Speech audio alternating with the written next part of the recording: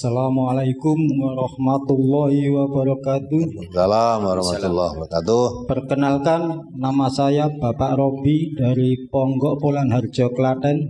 Oh ya. Mau menanyakan sekitar kurban, Pak. Ya.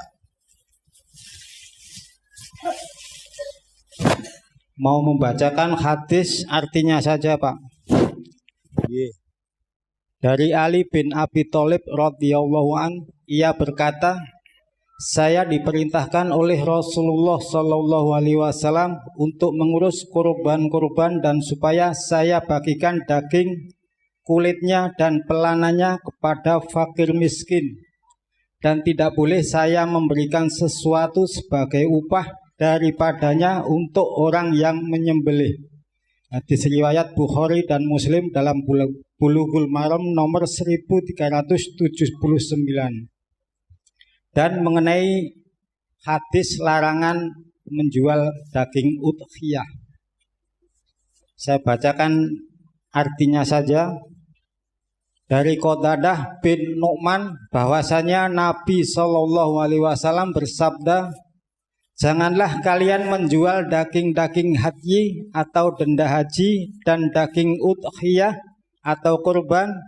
Makanlah dan sedekahkanlah dan manfaatkanlah kulitnya, dan janganlah kalian menjualnya. Dan apabila kalian diberi dagingnya, maka makanlah jika kalian mau. Hadis riwayat Akmal Juz 5 halaman 478 nomor 16211.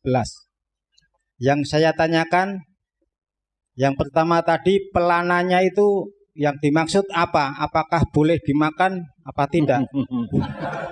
Ya, terus? Sedangkan hadis yang mengenai larangan menjual dagingnya, yang saya tanyakan mengenai kulit.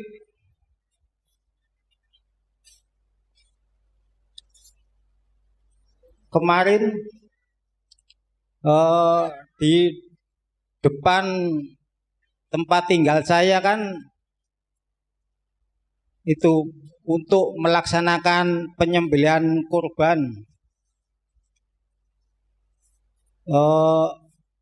Bendahara panitia itu sudah saya kasih hadis yang melarangnya ini. Sedangkan kulitnya itu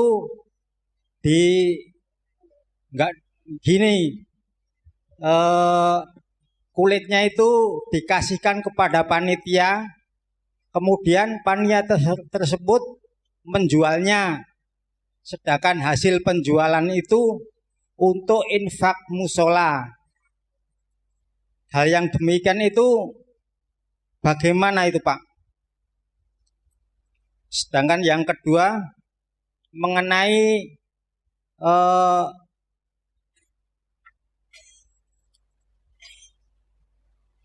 Quran surat Al-Anbiya ayat yang di depan itu, mohon dijelaskan apa maksud Allah. Yang di depan gimana maksudnya? Ayat pertama itu, Pak. Oh, ayat pertama. Maksud Allah itu bagaimana? Sekian, wassalamualaikum warahmatullahi wabarakatuh. Salam warahmatullahi wabarakatuh. Pelana apa boleh dimakan? Kalau Bapak bisa makan boleh. Pelana itu apa toh? Pelana itu kendali gitu loh, Pak. Kendali. Ya toh?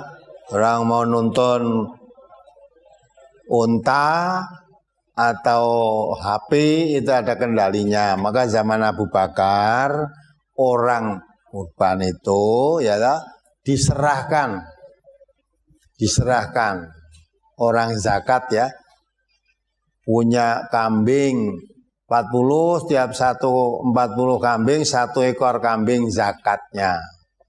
Unta juga begitu, berapa ekor? 1 ekor. Pada zaman Abu Bakar ada gerakan satu kelompok manusia sudah tidak mau membayar zakat karena Nabi sudah wafat. Oleh Abu Bakar dinyatakan murtad. Ya, maka kalau orang Islam yang tetap beriman dengan baik, sekalipun Nabi wafat, peraturan atau hukum Islam tidak berubah. Maka siapa yang pada zaman Nabi menyerahkan zakat unta atau lembu ya, unta ya, beserta pelananya, zaman sekarang khalifahnya Abu Bakar itu pun siapa zakat harus diserahkan seperti zaman Nabi. Dikurangi pelanannya aja nggak boleh. Ya, digital apa? Pelana itu kendali, nah dijiko kendaliin rendah. Maksudnya itu supaya apa yang dikerahkan pada zaman Nabi dengan pada zaman Abu Bakar itu tidak berubah sama sekali. Pelana untuk nuntun kuda untuk mengendarai unta itu pun diambil tidak boleh. Kalau zaman Nabi serahkan sak pelana, sekarang juga harus sak pelananya diserahkan begitu. Artinya tidak berkurang sedikit pun gitu loh. Apalagi malah orang diserahkan sak pelanane, sak untane, wis dadi zakat tadi. Maka zaman Nabi dengan Abu Bakar dinyatakan orang itu sudah murtad dan perangi, yang tidak mau zakat perangi. Nah, jadi masalah pelana itu bukan makanan Pak. Kalau makan apa ya dimakan. Ya. Kulit hewan korban dijual untuk infak musola, itu enggak ada tuntunannya gitu itu.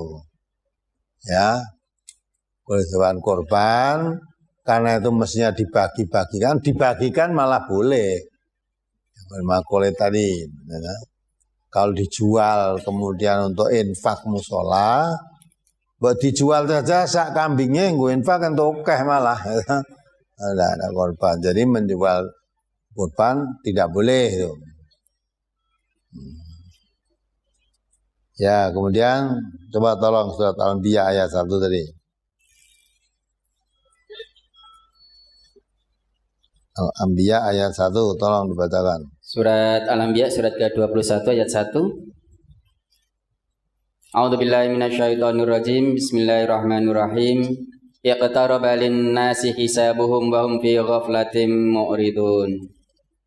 Telah dekat kepada manusia hari menghisap segala amalan mereka, sedang mereka berada dalam kelalaian lagi berpaling daripadanya. Maksudnya apa ya?